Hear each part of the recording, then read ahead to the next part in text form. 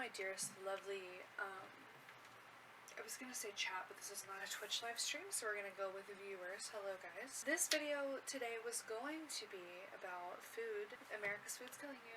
Haha. I like to laugh about serious things. I think it helps with the whole, impending doom thing. But instead, today, this video is going to be about how to properly handle panic attacks. The glasses are coming off. I can't wear them to record in, or else it kind of ruins the video quality. I don't know how to make them not reflective. Basically, I was panic attack free for about a year, and this is going from having very severe panic attacks a couple years ago. Granted, I was under a lot of stress, and I think a lot of times unmanaged stress really, contributes to panic attacks, even if you can't particularly place a cause. Here's my cat, who so desperately does not want to be filmed, but also wants to be in my lap, so boom. Mango. Miss Mango. So, the last panic attack I had before my most recent one was in December of 2023. Now, a week ago, I had a really bad panic attack at my parents' house for seemingly no reason. I've actually been under quite less stress this year, as well as just going to therapy and working on myself and all that good stuff. But when I was at my parents' house, I was really sick, and I think sometimes when I feel ill, I have the kind of anxiety to where I feel like, okay, I'm dying, because that makes total sense, right? A healthy 21-year-old woman is dying because they're sick. I was really sick, I could barely breathe, and all of a sudden I started to feel like I really couldn't breathe. If you have panic attacks, you know the feeling. And I was like, I looked at my parents, because I was literally sitting with them watching TV. I, never get to see them because I'm in school. I was like, haha, I feel like something's wrong. And my dad's like, what are you talking about? And I was like, yeah, I don't know, I feel like I'm not breathing right. If I pass out, are you guys gonna take me to the hospital? I've had to go to the hospital before because of panic attacks. I literally show up to the emergency room, someone will take me. This happened a couple times. Because I'm having such a bad panic attack that I convinced myself that I am dying. Anyway, that's embarrassing. If you don't have panic attacks, you're probably like, wow, this bitch is so annoying. Don't care. This is not for you. This is for people who actually experience panic attacks, which literally wrecks your whole nervous system. So, scroll away if this isn't for you. And right now, or at least 10 minutes ago, I started to feel like I was gonna have another one. And unfortunately right now I'm home alone, which obviously it's embarrassing to have to go to my roommate and be like, haha, I can't breathe. But it's good to tell somebody if it actually is a medical emergency and not just a really bad panic attack. Anyway, the point of the video, huzzah! I want to talk about what I do during my panic attacks that helps me ride it out. Granted, this does not end them. It doesn't just make me stop panicking all of a sudden and I'm totally fine, but it helps me feel a little better in the moment, and it helps me manage the symptoms better. So let's talk about it. Method number 1. My therapist taught me this one, so you've probably heard it before, but this is the most effective one, which is why I am listing it first, because for me personally, it works for me. So what you're gonna do, when you're having a panic attack, obviously I can't breathe. You are going to breathe in as deeply as you can, and then immediately hold your breath for maybe a second, maybe even less. Try to breathe in again, just as much air as you can fit after you thought you already fully filled your lungs. So, like this, watch.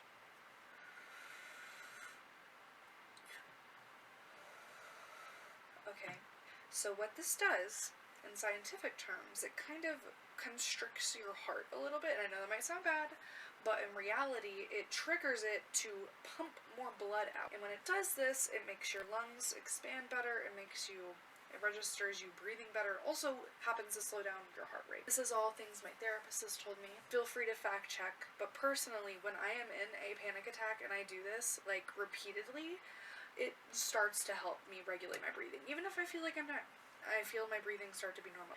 Number 2, if you're not alone, you can talk to somebody, be like, hey, I'm kind of feeling a little weird.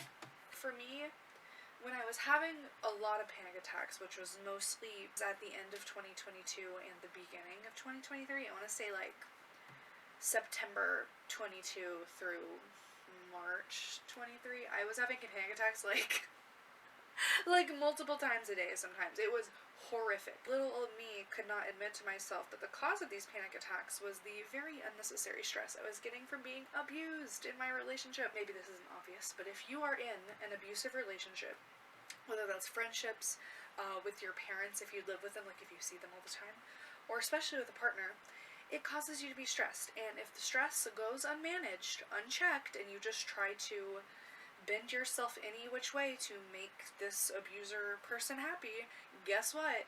The stress is going to physically manifest in your body and turn into something. Sometimes it's illness. For me, it was a little illness, but it was mostly panic attacks. The main thing here is, if you are someone who has panic attacks or has had them maybe more than usual recently, you need to check what is stressing you out. Like, really sit down and check in with yourself. Don't just scroll on TikTok.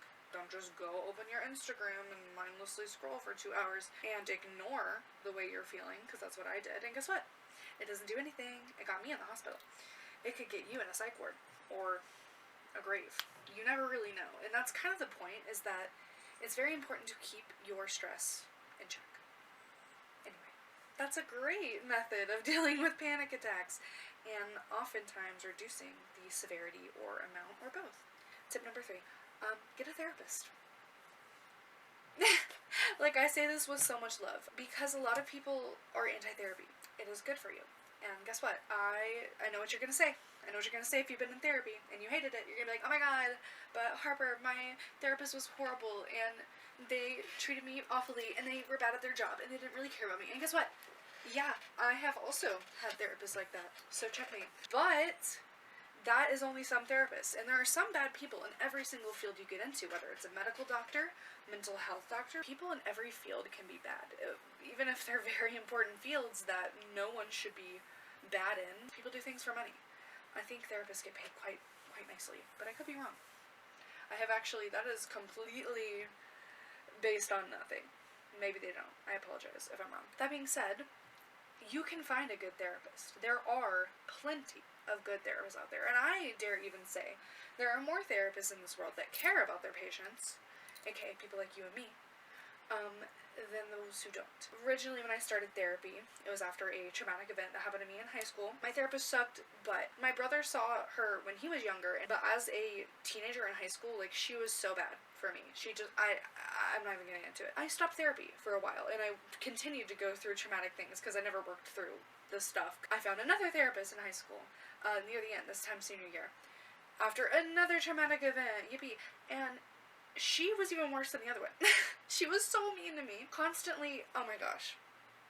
Let me stop. I didn't look like this back then either. I looked normal, so it wasn't like she was discriminating against me. I don't know what was going on in her personal life. I think her husband was cheating on her, if I heard correctly. Anyway, sorry about that, girl, but you were really bad to me. The one good thing my therapist did do, though, was diagnose me with CPTSD, and that helped me understand my emotions a lot more. The point is, I left therapy again, and I continued to get worse again. Ended up in that abusive relationship that caused me to have like a billion panic attacks a day. Finally, again, in this said abusive relationship, I was like, fuck. I've had enough, you know, I'm actually good. I said I'd had enough, and I went to see a therapist, and the whole reason I went to go see a therapist was because I did not trust myself, and I kind of thought that I was in an abusive relationship, like I would find stuff online, really resonate with me, but of course it's more comfortable to be like, no, like I'm just being dramatic. Anyway, so I got a therapist, and I went to the therapist to be like, hi, is my girlfriend abusing me? I'm just curious, like, guess what? It wasn't normal, and I already knew that. It's important to trust yourself, also. I think that probably helps with panic attacks quite a bit. We're getting a little off topic here, but to drive home the point, this therapist I went to go see to see if my partner was abusive told me, basically immediately, yes, what the hell, like, this is awful. My ex-partner loves to say this didn't happen, and apparently, according to an old mutual friend, they say I abused them, which is very interesting, based on my voice recording memos and text receipts. However, my therapist was fantastic, and I started seeing her December of 22. I'm still seeing her today. It's been almost 2 whole years. I am so much better now than I was then. And like I said, I've had panic attacks periodically, but I want to say that the main thing driving me not having them is just being able to better understand and regulate my emotions. I guarantee you, you are coping every day to avoid any negative emotions, because that's what people do. People love comfort, and today, comfort, and especially in the US, is more widespread than ever. Okay, we have this little box that has anything you could ever picture in your head on it. The options are limitless, and that's kind of the point. Is even if you don't have a clear set objective, now the internet and phones have devolved into attention grabbing things that will literally keep you stuck on an app like TikTok or Instagram for hours if you're on YouTube, which granted, YouTube is more long form, but like a lot of things on all these apps are not helpful in any way in your life. Okay, it's not even like artistic expression anymore. Like there's musicians and poets and artists, like painters, animators. There's every kind of art form on the internet. You're right. There's also every kind of brain rot. And I don't want to hear it. I'm not even going to argue with you guys about it, because we know if you open TikTok right now, you can go find 12 brain rot posts in your first 20 scrolls, okay? Nobody uses the internet just to learn things and better their reality, further their education, express themselves. Like, these are things we do on the internet sometimes. But a lot of people are avoiding their emotions, pushing them down, acting like they're not real, acting like they'll never affect them if they just ignore them. That's what I thought. And then I was in the hospital a few times. And I was on the heart monitor. You know, like, things happen. And you start to realize, or maybe you don't, actually, important point here, a lot of people don't end up realizing these things. And it might seem obvious to you, and if it is, I'm very happy, because you're already ahead of a lot of people. Your emotions are very important. The things you feel is your body trying to tell you something, whether you think it's important or not. Okay? Granted, panic attacks are awful. They feel awful. They make you feel like you're dying, and your whole nervous system, like, tweaks out, essentially. However, that is your body trying to tell you something is very, very, very wrong, and that's why you think you're dying. You're not dying, but the stress is killing you. Hello, quick editing Harper note here. This statement applies mostly to panic attacks that happen very frequently. Like I said, when I was in a very stressful situation, they happened almost daily. If they're periodic and kind of random, it might not necessarily be caused by a specific thing. But the most important thing is grounding yourself in the moment during these, because you've been here before, and you can beat that thing again, I promise. Just, if they're happening constantly, something is clearly wrong. You know what the number one cause of cancer is? It's stress, guys. Oh my gosh. And yeah, okay, there's also horrible chemicals in our food, which I'm gonna get into, like I said, in another video. To recap, we have talked about 3 different methods of helping with panic attacks. A couple of the things I've said won't help you in the midst of a panic attack. Like, the first example that I had was the breathing technique. That will help you. But the managing stress and therapy thing takes time, and that is what often deters people. So a fourth thing that has helped me is just having activities that I like to do that don't include being in my room. Which, don't get me wrong, I love my room. I mean, look at this thing, okay? All of my interests and favorite things are on the wall. And my little itty bitty cat is here. Mwah. But it's good to actually go out and do other things and find a purpose. I was actually talking about this to my coworkers this morning. I said, guys, I found the meaning of life. And it's that everyone needs a purpose. And it doesn't matter if it makes you money. It doesn't matter if it gets you famous. It doesn't matter at all. What matters, you find something that you really, really love. And you pursue it. That's it. You have to pursue it. If you don't, your soul is going to scream at you your whole life and be like, I hate this. I feel like some people are really floating, and maybe this is me projecting from how I used to feel. I think once you find your passions and the things that you really love, and not for other people, like, it has to be solely for you, you're set, man. Like, you are so set. It is one of the best things you can do for your mental health, in my personal opinion. The single most important piece of advice I've given you here today is to manage your stress levels, though. Yes, I had a bad panic attack the other day, but there was so long before that I didn't, because my stress is managed. Please think about how the people around you treat you. Consider if it is benefiting you, And if it is not, consider why these people are still allowed to be around you. I was that person before that just let anyone be around me. When you start to really cut down your circle, there's going to be some people out there that don't like you. That's just life, okay? And I know how you all feel. If you're worried, oh, but this person's going to be so sad, like I let them down, You're letting yourself down. You are putting these other people, I don't care who they are, above yourself, and that is already not good. Red flag. Sounds toxic, like a toxic relationship with yourself. Like, yeah. Do you get what I'm saying here? If you're in a relationship with someone, or you're in a friendship with someone, and someone expects you to put them above your own self, that would be a red flag.